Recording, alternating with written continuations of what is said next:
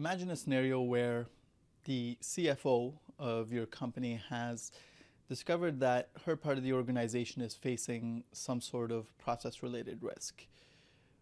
What is she likely to do? She's likely to reach out to the head of the business analysis group or the head of the project management office or some other manager inside that company to ask them to figure out how to solve the problem. So what does the issue actually look like, and what are some possible solutions that we could possibly implement to solve that problem? What does this person do? They are likely going to go to their business analyst. So if this is the BA manager, this might be your manager that you're reporting to. They're going to come to the BA and they're going to say, this is now your responsibility. I want you to fix this problem. What are you going to do? Are you going to panic and think to yourself, oh my God, how do I go about doing this? What do I do? When do I do it? Who do I speak to? No, you're not, because you know exactly what needs to be done in this situation, right? So you know that what you're being asked to do in this situation is to produce something that resembles a business case. So what you're going to do is you're going to get your manager together, you're going to get possibly a project manager together, and all the other people that are involved in this process. You're going to understand exactly what the current situation's like. You may need to even document that as part of the process. And you're then going to go through a solutioning process to try to come up with some solutions. You're going to wrap all of that stuff up into a business case, and you're going to present it to the CFO. And what she's going to do is, after reading the business case, she's going to have a much clearer idea of what that part of her organization looks like. And she's going to have probably about 2 to 3 different options of how she can solve that problem. Now, at this point, it would be perfectly legitimate for her to say, you know what, I've looked at this business case and I've decided that it's not worth for the company to spend the time and money that's needed to solve this problem, right? So essentially what she's saying in that situation is that she's saying, I'm willing to live with the risk that this company faces. If she does, however, choose to pick one of the options that are available in the business case and chooses to spend the company's money to solve that problem, what she's essentially doing in that situation is that she's authorizing a project. And so we saw earlier how the business analyst will help the company understand what the current situation is, what the future situation could look like in the future, and then they pause and they wait for a decision to be made by management on whether it's worthwhile spending the money or not. And so when they do make the decision to go ahead, they're launching a project. And this brings us back to our original statement of how a company funds a project to deliver a solution. So what we've seen in this process basically is that the company has found that there's some sort of an issue that needs to be dealt with. They've gone through a process of analyzing that solution and coming up with some recommendations. And then they've decided that it's worth for us to fund a project in order to solve this problem.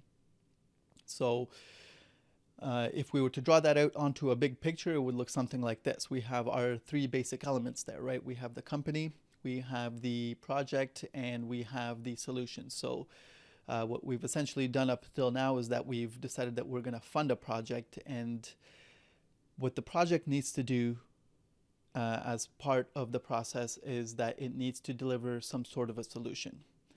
And what that solution does is it changes the company in some fundamental way. Now, you're probably looking at the screen and thinking to yourself, wait, is there a mistake? We're seeing 2 different lines coming out of the solution that is changing the company.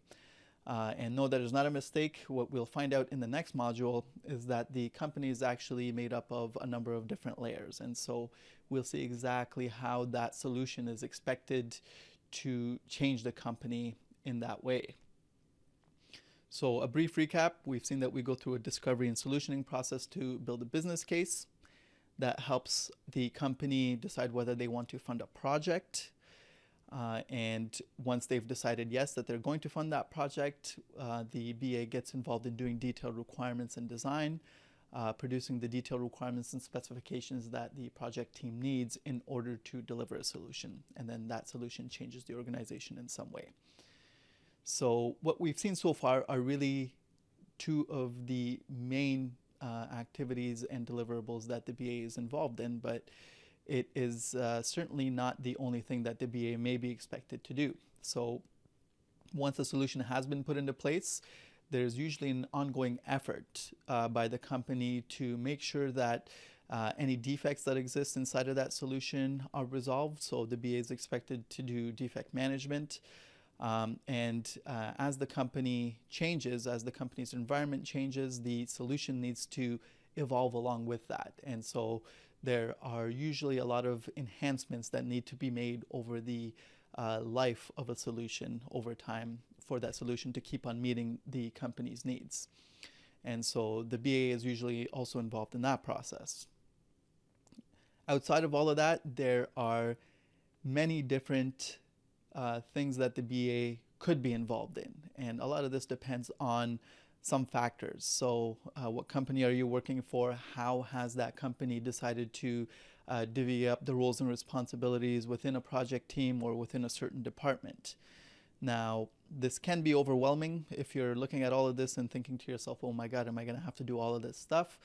The short answer is maybe, but the thing that you should take comfort in is in knowing that as long as you know how to do the detailed requirements and specifications, that's really the bread and butter of what it is that a business analyst does. As long as you know how to do that, everything else you can pick up as you go along. So what we're going to be doing throughout the course is we're going to be focusing mostly on everything you need to do to be able to produce the detailed requirements and specifications. Even with the business case, there may be some BA roles that are out there that are specifically tailored to produce business cases, like the job posting we saw earlier. But that's not where the majority of BA work lies. The majority of the BA work is related to the detailed requirements and specifications. And so that's where we're going to spend all of our time and all of our focus.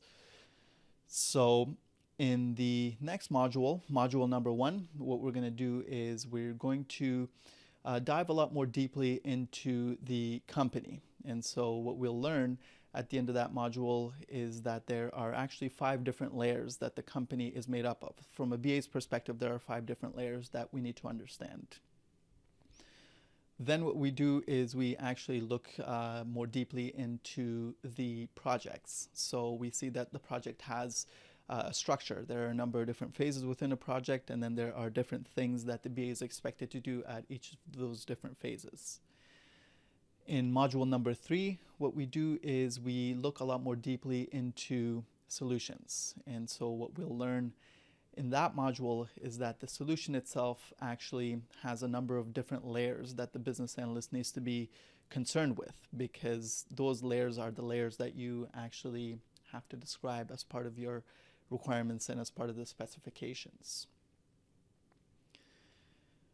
Once we've had a chance to understand all of those very basic concepts, we have enough of the details that we need to be able to put that entire big picture back together and to understand exactly where the business analyst fits into that overall big picture.